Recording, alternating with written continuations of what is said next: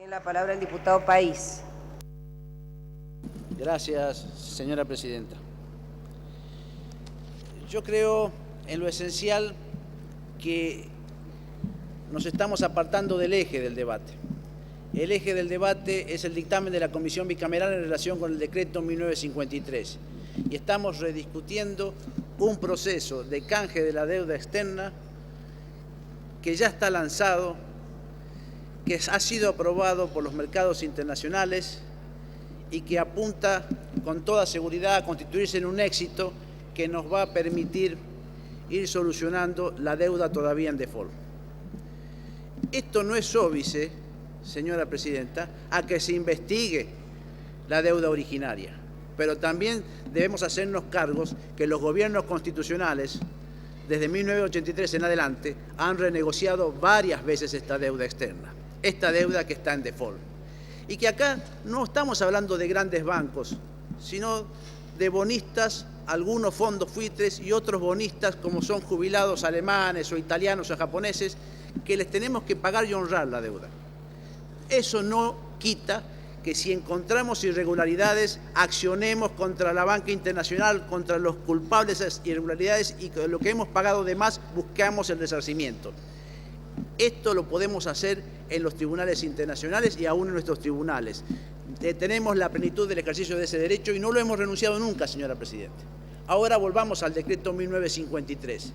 Este decreto, honestamente, señora presidenta, ha sido dictado en las facultades propias del Poder Ejecutivo, fundamentalmente de los incisos primero y 2 del artículo 99. Y esto implica que cuando hoy estamos tratando la posibilidad de dejarlo sin efecto a través de esta resolución, nos estamos inmiscuyendo en las facultades exclusivas de otro poder del Estado, el del Poder Ejecutivo. Este lo dictó en plenitud. La misma comisión bicameral solo hace referencia a que entiende su competencia en función de la norma del artículo 40 de la norma de la ley de presupuesto, la ley complementaria de presupuesto permanente. No así en cuanto al resto de la materia. Y este decreto directamente tiene la misma factura que el decreto 1735 del año 2004. Entonces, señora Presidente, hay que apelar a la responsabilidad que el momento nos manda como Congreso de la Nación en un canje de deuda en curso. Hay que apelar a la responsabilidad de los argumentos jurídicos en curso para que podamos avanzar y analizar seriamente lo que es materia de este debate del orden del día de hoy, que es no la deuda externa desde su origen, sino fundamentalmente el decreto 1953 y si el mismo fue dictado en ejercicio de sus facultades por el Poder Ejecutivo o no. Nosotros, y en coincidencia con lo dicho por el diputado Landó, sostenemos que aún lo analizado en materia de la prórroga de competencia es competencia exclusiva del Poder Ejecutivo, porque ha sido delegado como atribución administrativa y cuando las atribuciones administrativas son conferidas, cuando las ejerce no se ejerce como una norma delegada y un decreto delegado, sino que se las ejerce per se. Se las ejerce como una función competente en orden normado por el 99, inciso 2 de la Constitución. También sostenemos, y así lo ha dicho doctrina constitucional, como el doctor Germán Vidán Campos, que la facultad, que es facultad concurrente del Ejecutivo y del Legislativo, la de proceder a la prórroga de jurisdicción, de modo que un poder podría conferirlo, decidirlo sin la necesidad de la participación del otro poder. Esto está dicho en el Manual de Derecho Constitucional, tomo 3, 1997, página 477. Lo que ha hecho el PEN mediante el dictado de este decreto ha ejercido una función que le es propia. Y bien lo dijo la diputada Conti, lo ha remitido para conocimiento del Congreso y bien lo ha hecho la Comisión Bicameral en cuanto al despacho que ha firmado el oficialismo, se ha limitado a tomar nota de este hecho. Y ha tomado nota porque es un acto jurídico efectuado por otro poder del Estado en el marco de sus competencias. Ahora bien, si vemos los argumentos expuestos en el decreto, en este proyecto de resolución por la Comisión Bicameral, los argumentos que ha utilizado la oposición para rechazar este decreto a través del dictamen afirman que el decreto 1953 se dictó en ejercicio de facultades legislativas delegadas y hablan para hacer esa afirmación expresamente a la referencia que hace el decreto de la ley 11.672, artículo 40, y sostiene que es una ley delegante de carácter permanente, por lo que no se adecua al requisito del plazo fijado para su ejercicio plasmado en el 76 de la Constitución Nacional.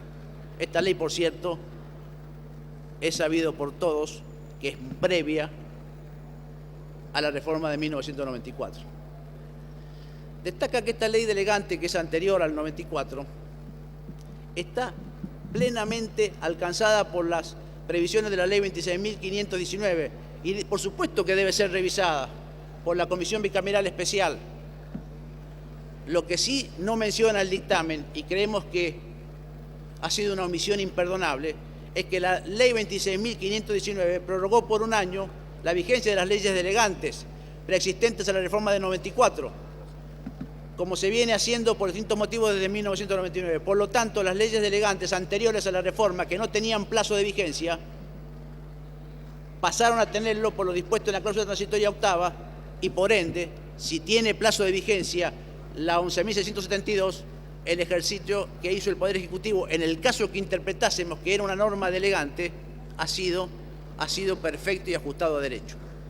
Entonces, señora Presidente, nosotros creemos que desde el punto de vista jurídico no podemos